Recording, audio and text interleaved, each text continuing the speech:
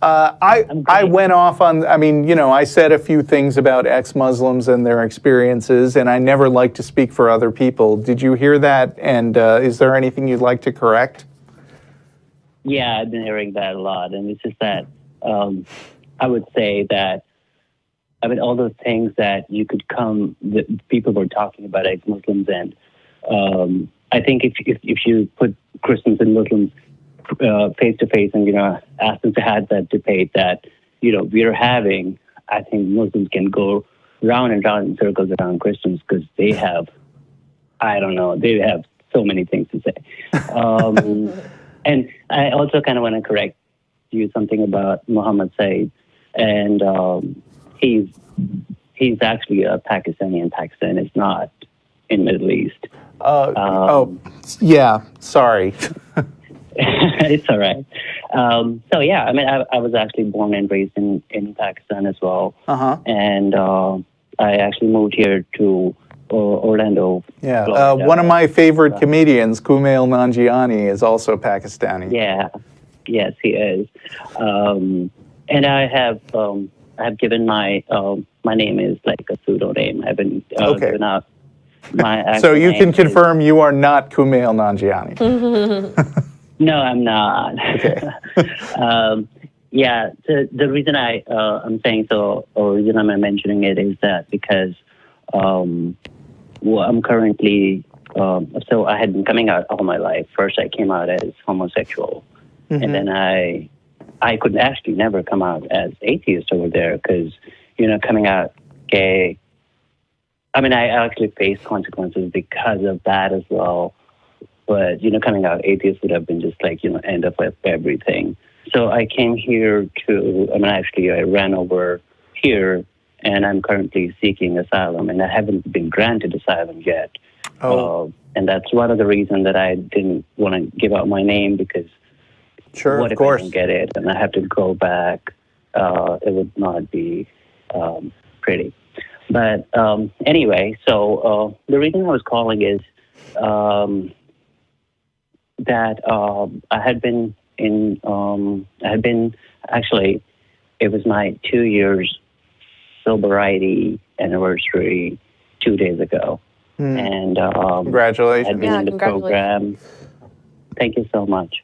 But, you know, so I had been running away from God or Allah or Bhagwan or whatever you want to call it. And then when I ended up in the 12-step program, I had to think about like the higher power thing, which was, so I am, so initially when I started my program, I like got into that complete, like obviously was atheist. Were you specifically in Alcoholics Anonymous or? NA. Huh? NA. Okay. Okay. Not Narcotics Anonymous. Yeah. Oh, right. Yeah. Do they do like a 12-step program? I don't know. I know about Alcoholics Anonymous, but they do. Like all the Anonymous are, I think, 12-step, or at least AA and NA are. Okay. And one of the steps is to acknowledge the higher power, although they kind of tap dance around it a little bit by saying that the higher power doesn't have to be God, but usually it is, right? Correct. And so, I mean, I'd been initially when I I think it's step 3. And initially when I was doing it, I kind of like tapped into the whole Celestine prophecy kind of thing, which worked for me for a while. And then I actually started watching your videos not too long ago, and I decided to call, and I would know if like because you know, alcoholics and addicts are also positive people because of the stigma attached to it. So I was wondering if you guys know somebody, or if somebody has an experience, without breaking anyone's enmity, if you could tell me like how do they go about it, because it's always like I think about it like, you know, I'm atheist, and I think that this is the life that I've got, and you know, I grew up in Pakistan where I had been like where alcohol is illegal, and now that I'm here where it is legal, I can't drink. And I'm like, halfway through my life, and the rest of it is going to be just gone. And, me, getting away from things or being forbidden and everything. So I'm kind of having a hard time with that. There are a few things that I want to say. First of all, that, and I'm going to come right out and say that I'm saying things about something that I have no personal experience and not a lot of reading on. But I will say that a lot of people have talked about 12-step programs and Alcoholics Anonymous as having some problems with their steps. And I know that a lot of people have written to us and said, this worked great for me. But it is sort of from a religious root, and there are groups who have looked into issues with Alcoholics Anonymous, and that's all I'm going to say because, again, this topic is not really in my wheelhouse.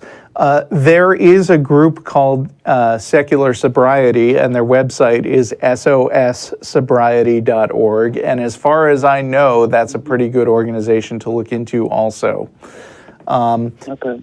But your question is also, it sounded like, and maybe I'm misinterpreting this, but you are feeling bad about the fact that you can't drink anymore because that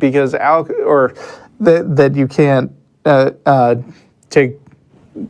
do whatever it is you were doing anymore because that brought you a lot of pleasure and it was forbidden under your old religion, and it feels a bit like a personal betrayal that you're back to denying yourself stuff. Is that accurate? Right. That's just like one example of it. And to be very honest, it's like, yes, it was forbidden in the religion, but I used to actually drink more when I was in Pakistan. And I actually reduced drinking when I was here. When I came here. There are a lot of things that people enjoy that give their life some fulfillment, whether it's learning a new skill or finding a show you really like or a group of people to hang out with that you really enjoy, or having sex, getting married. Yeah. And just because something is enjoyable doesn't make it bad. Right, and that's why I have my only issue with that is like that if I would go, although alcohol is not really my problem, but it is advised to not to drink, right? And the thing is that I start feeling like that this is, again, I'm going towards like a cult or a religious feeling of it, that if I will be drinking, then people who are like my connection within that community are going to ostracize me or are going to, like, my sponsor might just tell me, like, hey, I cannot sponsor you, right? So so I'm just going through that. Although my sponsor is like really great, and she's just like, I've talked to her about it as well, and I told her, like, I'm not going to go behind your back and do it. If I ever have to go, I'll probably take you and drive you to the bar, right? Okay. But I'm not going to go behind your back.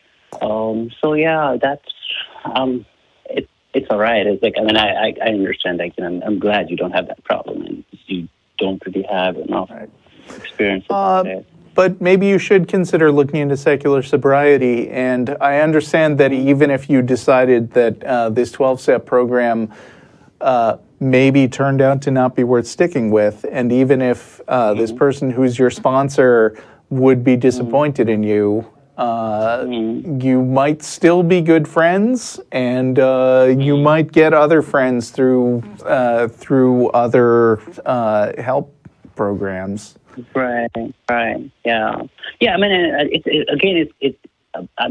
the same point is that it's not like that I'm dying to go and have a drink right now. It's just it's one of those things where I'm feeling the same religious feeling that I've been feeling all my life. That why am I told to not do that? Why this is like what I did all my life? Why cannot I not question Quran? Or why am I always told to shut up? You don't ask these questions. I think you should ask those questions. Exactly, and that's probably Right. I mean, that's why I have. I mean, if I could come out, if I could question Quran, I'm sure you can imagine I can question anything. Right. Because that's more dangerous. And I mean, coming to the point where you were talking about ex-Muslims, and I think it's not easy and it's not difficult, and it's just, I guess it's just something that you have to question it. And I think there's one thing that I've been listening to a lot of your talks, and I had been listening to a lot of talks between Richard Dawkins and Sam Harris and Ayan Hirschfeld. It's and we're always talking about moralities and everything. I don't know why it has never come to this discussion that we are us. When I say we, mean non-believer or atheist or whatever you want to call it. We're not up against an ideology. We are up against a business.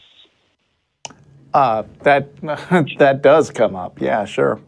I mean, we are up against both, and I don't want to oversimplify the issue, but we are also running out of time, or kind of technically out of time, and I'm just being lax about it.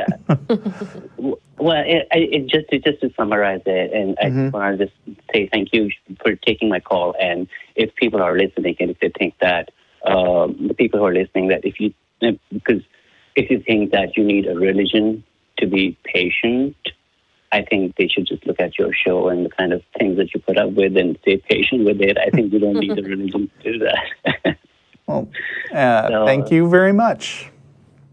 Thank you. You guys have a great anniversary dinner. Thanks. And good luck to you. I hope you'll call back and keep us posted on how things are going. I'll do that. And if I ever come to Austin, I'll definitely see you guys at Please do. Star of India, because Indian food is my favorite. All right. Good. Have a good night. Bye. Bye. Thank you. Bye.